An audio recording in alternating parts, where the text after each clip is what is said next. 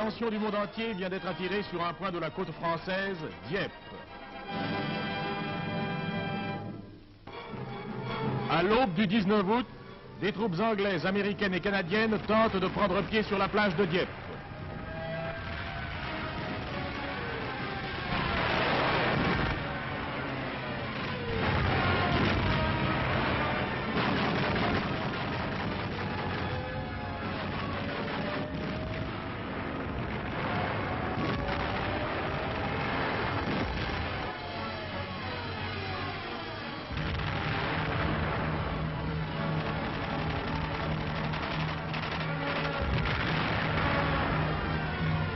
Une division et son état-major forment la première vague. Au large, 26 transports qui constituent la deuxième vague de l'attaque attendent l'issue du combat.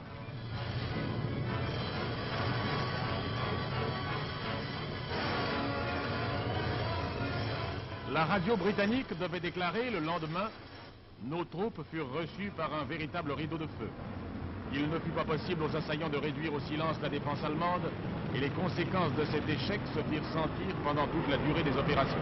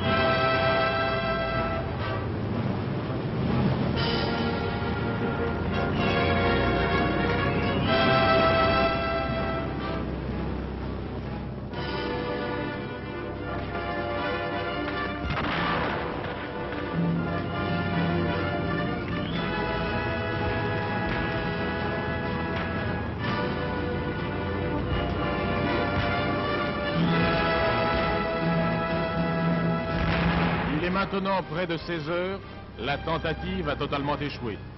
Les Anglais ont rembarqué, laissant plus de 3500 morts, prisonniers ou blessés.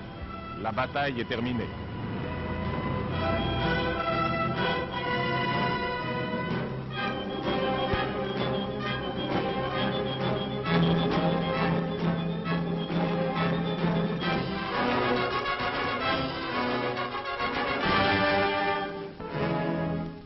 Les images qui vont vous être présentées heurteront votre sensibilité.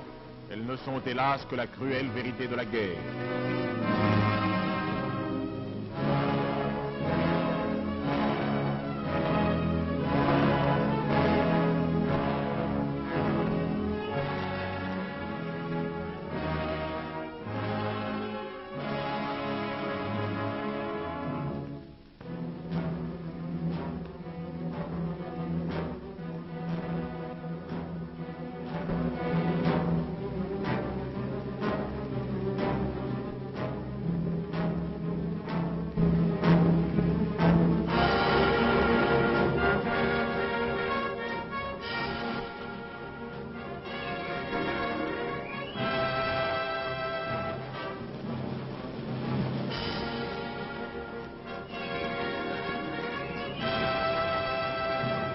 « 127 avions, 28 chars d'assaut, 5 navires de guerre, de nombreux transports de troupes ont été détruits.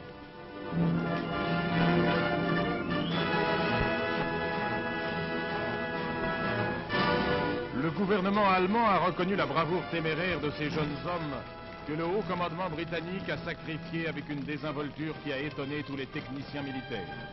La tentative du 19 août confirme l'opinion de ceux qui, en toute objectivité, considèrent que depuis Hendaye jusqu'à l'océan glacial, des troupes débarquées ne peuvent ni s'établir ni se maintenir.